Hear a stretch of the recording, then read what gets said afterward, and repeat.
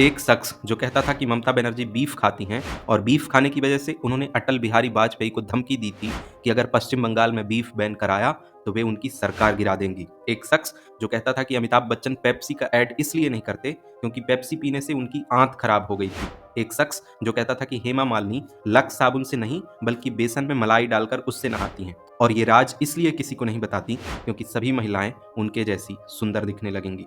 दोस्तों, आज जो रामदेव बाबा सर्दी जुकाम से लेकर कैंसर तक को अपने नुस्खों से ठीक करने का दावा करते हैं, उसकी शुरुआत इसी शख्स ने की थी जो कहता था कि पिछले 2 दशकों से वो कभी बीमार ही नहीं पड़ा। समर्थकों की माने तो ये शख्स आज भी अगर जिंदा होता तो स्वदेशी और आयुर्वेद का भारत में सबसे बड़ा ब्रांड एम्बेसडर होता। लेकिन फिर अचानक से मात्र 43 साल की उम्र में उनकी मौत हो गई। लोगों की माने तो ये मौत नहीं, हत्या थी। दोस्तों, आज हम बात करेंगे राजीव दीक्षित की, जो कभी रामदेव बाबा के साथी, सारथी व भारत स्वाभिमान ट्रस्ट के सेक्रेटरी हुआ करते थे। उनकी मृत्यु के 1.5 दशक बाद भी उनके आयुर्वेदिक नुस्खे सोशल मीडिया प्लेटफॉर्मों पर देखे और सुने जाते हैं। तो आखिर क्या थी राजीव दीक्षित की कहानी? क्यों उनकी मौत विवादों में रही? मौत के बाद पोस्टमार्टम क्यों नहीं किया गया? उनके शव को उनके गृह नगर कानपुर की बजाय पतंजलि आश्रम में क्यों ले जाया गया? इन सभी सवालों के जवाब आपको मिलेंगे इस वीडियो में, तो हमारे साथ लास्ट तक बने रहिए। और यदि आपने अभी तक इस चैनल को सब्सक्राइब नहीं किया है तो सब्सक्राइब कर लीजिए। दोस्तों, राजीव दीक्षित का जन्म 30 नवंबर 1967 में उत्तर प्रदेश के अलीगढ़ जनपद की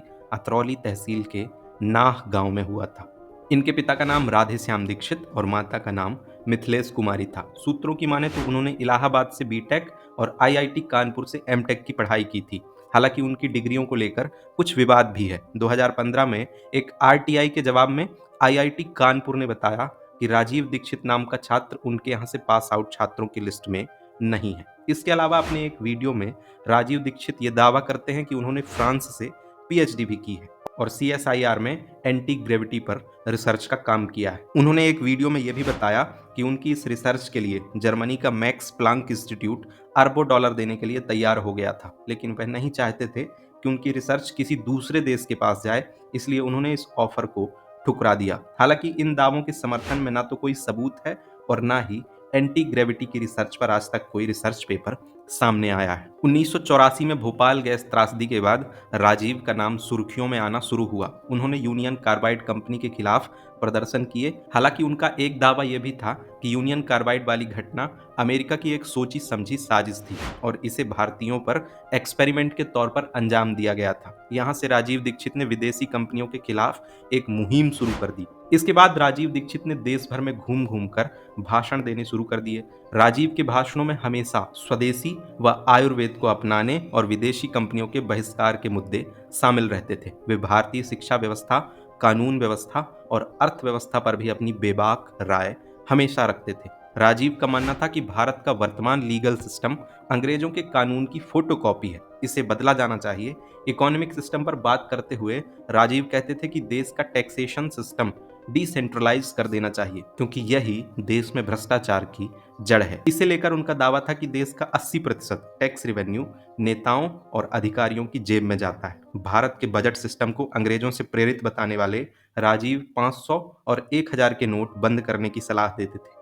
उनके अनुसार एलपीजी, लिबरलाइजेशन, ग्लोबलाइजेशन और प्राइवेटाइजेशन भारत के सबसे बड़े दुश्मन हैं जो भारत को आत्मघाती स्थिति में ले जा रहे हैं। दोस्तों, राजीव दीक्षित का मानना था कि देश के विचारकों ने खेती की उन्नत किस्मों और तकनीकों पर काम बिल्कुल नहीं किया, इसीलिए देश के किसान आज आत्महत्या करने के लिए मजबूर हो गए हैं।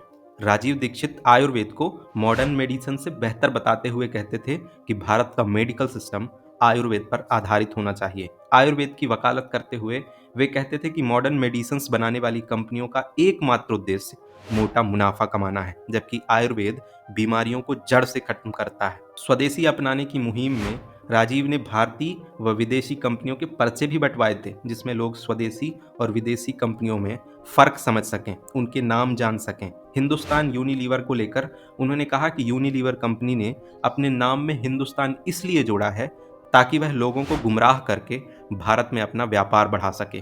दोस्तों, वैसे तो राजीव आयुर्वेद और स्वदेशी वस्तुओं के इस्तेमाल पर बेहद मुखरता से और बहुत अच्छी बातें कहते थे, लेकिन कभी कभी उनके वक्तव्य बिना सिर पैर के और विवादित भी हुए।